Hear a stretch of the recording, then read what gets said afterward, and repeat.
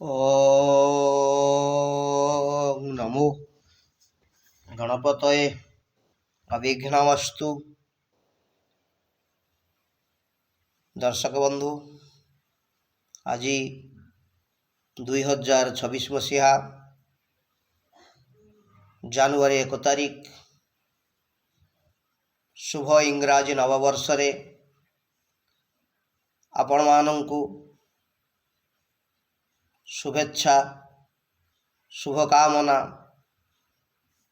शुभाभिनंदन, शुभाभिवादन जनाऊछि। प्रभु जगन्नाथ आपणकर ये वर्षटी अत्यंत मंगल करंतु। आपणकर वर्षटी अति शुभरे कटू। आपणकर स्वास्थ्य अतुट रहू। आपण सुंदर स्वास्थ्य प्राप्त होंतु। आपणकर दीर्घ जीवन ओ निरामय कामना मु करुछि। दर्शक बंधु, आमे समस्ते आजिर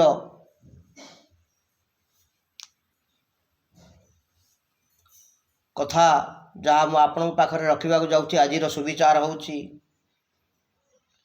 मनरे आसु मो भल भावना। आम समस्तक मनरे समस्तक प्रति भल भावना आसु, जहा फल रे ए पृथ्वी समस्तक पाई सुंदर हो पारिबो।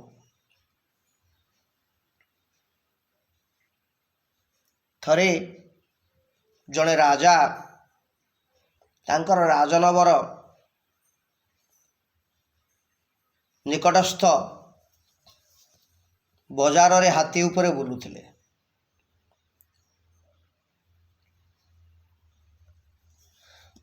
संध्या समय हाथी जाई पहुँचला गोटे चंदन काठ बेपारी द्वार सामने। से बाटे जिते हाथी गला, आस्ते आस्ते हाथी चालू थाए। चंदन काठ बेपारी उपरे राजांकर नजर पड़गला। राजांक मन रे आसिला ये चंदन काठ बेपारीटा बड़ बदमाश, दुष्ट। ये किछि गफलती काम करुच्ची, जहा फल रे ताकू जेल जोरिमाना हवा दरकार। राजा जड़े साधु प्रकृतिर लोक। चंदन काठ बेपारी को देखिक मन में कहीं एपरी दुर्भावना आसिला। से राजप्रसाद को फेरिया पर मंत्री को पचारे। मंत्री कहले ठीक अच्छे, मु तार खबर नेबी। दिने दुई दिन पर राजा कही ठिकाना रे मंत्री जाई पहुँचले। बड़ चंदन काठ दुकान। आउ जी मालिक थिला चंदन काठ दुकान सी मंत्री पिलादिन सांग।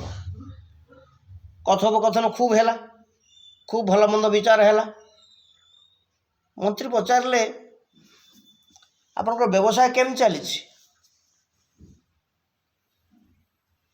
सांग कहले चंदन काठ बेपारी कहले बुझिल बंधु, तमे तो मंत्री हो गल, आउ तो पचरा पचर नहीं। मुझे जानी तुम मंत्री हो, तुम तुम कम अच्छ, मु मो कम अच्छी।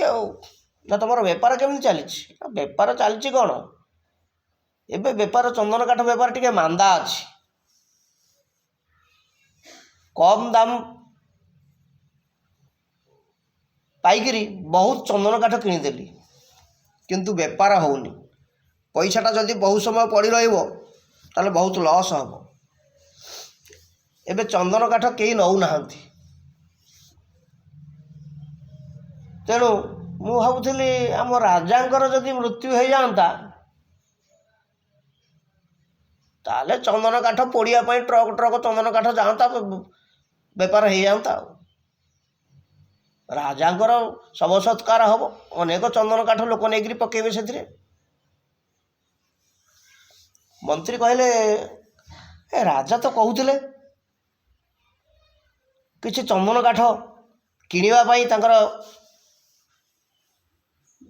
ବହୁତ ଆବଶ୍ୟକତା ଅଛି ପୂଜା ପାର୍ବଣ ପାଇଁ, ବହୁତ ଚନ୍ଦନ କାଠ ତାଙ୍କର ଦରକାର।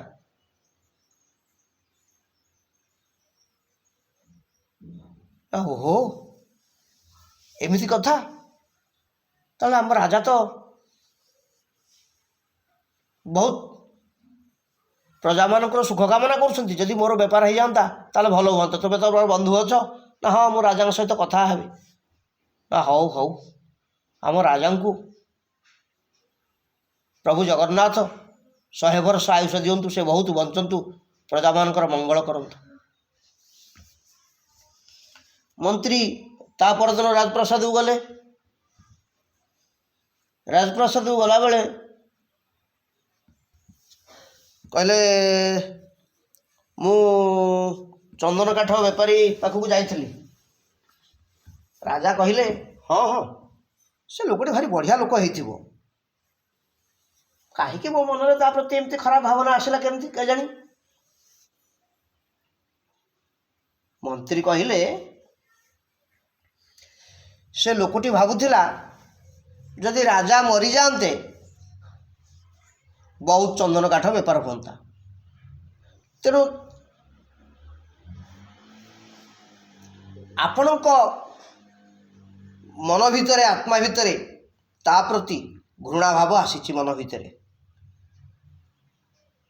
ଆପଣ କହିଛନ୍ତି ତାକୁ ଦଣ୍ଡ ଦେବା ଦରକାର, ଆପଣଙ୍କ ମନରେ ଆସିଛି। ଏବେ ଆପଣ କ'ଣ କହିଲେ ନା ଚନ୍ଦନ କାଠି ବେପାରୀଟି ଭାରି ବଢ଼ିଆ ଲୋକ, ଭଲ ଲୋକ, ସାଧୁ ଲୋକ ହେଇଥିବ, ଭଲ ଲୋକ ହେଇଥିବ। କାହିଁକି କହିଲେ ନା ମୁଁ ଯେତେବେଳେ ଗଲା ପରେ ସେ ଲୋକଟିକୁ ବୁଝେଇଲା ପରେ ମୁଁ କହିଲି ଯେ ଆପଣଙ୍କର ଚନ୍ଦନ କାଠ ଅଧିକ ଦରକାର ଅଛି, ସେତେବେଳେ ସେ କହିଲା ପ୍ରଭୁ ଆମ ରାଜାଙ୍କୁ ବହୁତ ଆୟୁଷ ଦିଅନ୍ତୁ। ତେଣୁ ତା ମନରେ ଯେତେବେଳେ ଭଲ ଭାବନା ଆସିଲା, ଆପଣଙ୍କ ମନ ଭିତରେ ଆପେ ଆପେ ଭଲ ଭାବନା ଜାଗ୍ରତ ହେଲା। କହିବାର ଉଦ୍ଦେଶ୍ୟ ଆପଣମାନେ ଯଦି ଅନ୍ୟମାନଙ୍କୁ ଭଲ ଭାବିବେ ତାହେଲେ ଆପଣଙ୍କ ମନ ଭିତରେ ଭଲ ଭାବନା ଆସିବ, ଆଉ ଆପଣଙ୍କ ଶତ୍ରୁ ମଧ୍ୟ ଆପଣଙ୍କୁ ଭଲ ଭାବିବାକୁ ବାଧ୍ୟ ହେବ। କାରଣ ଆପଣ ଜାଣିଛନ୍ତି ଟେଲିପାଥି ଦ୍ୱାରା କ'ଣ ହୁଏ, ଆପଣ ଘରେ ବସିଥିବେ କାହା କଥା ଭାବୁଥିବେ, ହଠାତ୍ ତା ଫୋନ୍ କଲ୍ ଆସିବ। ଆପଣ ଘରେ ବସିକରି କାହା କଥା ଚିନ୍ତା କଲାବେଳେ ହଠାତ୍ କ'ଣ ଗୋଟେ ଖବର ଆସିବ, ଚିଠି ଆସିକି ପହଞ୍ଚିବ। ଏମିତି ବହୁତ ଅନୁଭୂତି ଆପଣମାନଙ୍କର ବି ଥିବ। ଯାହା କଥା ଭାବୁଥିବେ ତାର ଫୋନ୍ ଆସିବ, ତା ବିଷୟରେ କିଛି ଖବର ଆଲୋଚନା ହେବ। ତେଣୁ ଆମ ମନ ଭିତରେ ଯଦି ଭଲ ଭାବନା ଆସିବ ତାହେଲେ ଆମର ଶତ୍ରୁ ମନରେ ବି, ବନ୍ଧୁ ମନରେ ତ ଭଲ ଭାବନା ଆସିବ, ଆମ ଶତ୍ରୁ ମନରେ ବି ଆମ ପ୍ରତି ଭଲ ଭାବନା ଆସିବ। ତେଣୁ ଆଜିର ସୁବିଚାର ହେଉଛି ମନରେ ଆସୁ ମୋ ଭଲ ଭାବନା। ମହାପ୍ରଭୁ ଜଗନ୍ନାଥ ଆପଣଙ୍କର ମଙ୍ଗଳ କରନ୍ତୁ, ବର୍ଷଟି ଶୁଭରେ ଯାଉ। ଏହି ପରିପ୍ରେକ୍ଷୀରେ ମୁଁ ଗୋଟିଏ ଆଶୀର୍ବାଦାତ୍ମକ ଶ୍ଳୋକ ଅର୍ଥ ଏହି ଶ୍ଳୋକଟି ଆପଣଙ୍କୁ ଆଶୀର୍ବାଦ ପ୍ରଦାନ କରିବ। କ'ଣ ସେ ଶ୍ଳୋକ? ଲକ୍ଷ୍ମୀସ୍ତେ ପଙ୍କଜାକ୍ଷୀ ନିବସତୁ ସଦନେ ଭାରତୀ କଣ୍ଠ ଦେଶେ।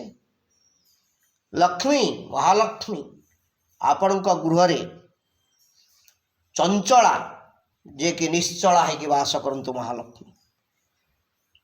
ଭାରତୀ କଣ୍ଠ ଦେଶେ, ଆପଣଙ୍କ କଣ୍ଠ ଦେଶରେ ସରସ୍ୱତୀ, ବାଗ୍ବାଦିନୀ ସରସ୍ୱତୀ ସଦା ବିରାଜମାନ ହୁଅନ୍ତୁ। ଆପଣଙ୍କ ମନ ଭିତରେ ଭଲ ଭାବନା ଆସୁ, ଆପଣଙ୍କ ବାଣୀ ନିର୍ମଳ ହେଉ, ଆପଣ ଯାହାକୁ କୁହନ୍ତୁ ସେ ଆପଣଙ୍କ ପ୍ରତି ସଦୟ ହେଉ। ତେଣୁ ଆପଣ କ'ଣ କରନ୍ତୁ, ତା ପ୍ରତି,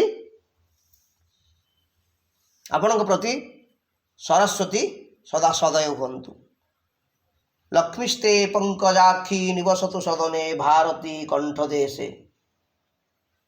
ଦେଶେ ଦେଶେ ଚ କୀର୍ତ୍ତି ପ୍ରସରତୁ ଭବତାଂ ଇନ୍ଦୁକୁନ୍ଦାଚ ଶୁଭ୍ରମ୍।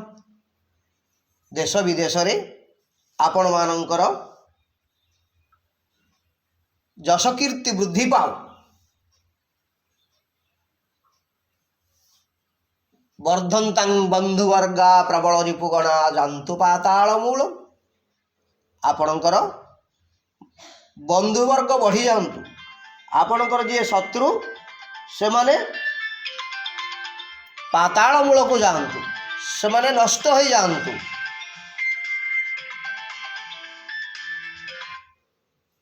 ଆଉ ଶେଷରେ କହିବି, ଜୀବତ୍ୱଂ ବର୍ଷ ସତ୍ୱଂ ସକଳ ଗୁଣ ଜୁତେଇ ସ୍ୱସ୍ତିତେ ଦୀର୍ଘମାୟୁ। ଆପଣ 100 ଶରତ 100 ବର୍ଷ ଆୟୁଷ ପ୍ରାପ୍ତ ହୁଅନ୍ତୁ। ଆପଣଙ୍କ ସ୍ୱାସ୍ଥ୍ୟ ସୁନ୍ଦର ଭାବରେ ବିରାଜମାନ କରୁ, ଆପଣ ଦୀର୍ଘଜୀବୀ ହୁଅନ୍ତୁ। ଏହି କାମନା କରି ଆଜିର ଏହି ଶୁଭଚିନ୍ତାକୁ ମୁଁ ବିରାମ ଦେଉଛି। ନବବର୍ଷ ଆପଣଙ୍କର ମଙ୍ଗଳମୟ ହେଉ। ଜୟ ଜଗନ୍ନାଥ, ଜୟ ଜଗନ୍ନାଥ। ହରି ଓମ୍ ତତ୍ସତ୍।